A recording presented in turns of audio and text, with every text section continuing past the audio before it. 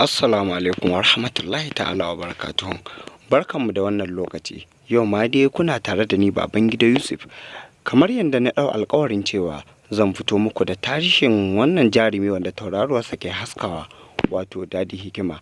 A yau na taho ƙunshe da tarihin Dadi Hikima tun daga na rayuwarsa zuwa yanda ake a yanzu. Da yardar Allah za ku ji, ku saurare ni.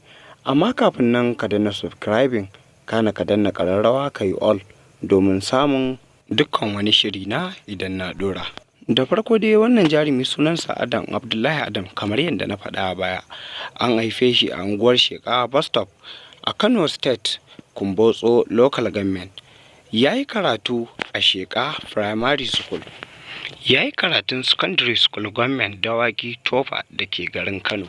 Ya yi karatun gaba da secondary yayin da ya karanci ya shiga makarantar koyon aikin likita.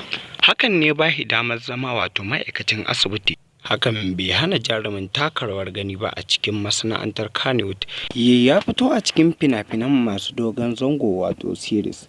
Ya fito a cikin fina-finai da dama kamar irin su A Duniya Haram, Munir Duniyar So, 'Yan Zamani na Ladidi, Maƙaryata, Inda Ranka, Iyali na Gidan Dambe, Labari na Farin Wata Shakallo da dai sauran fina-finai.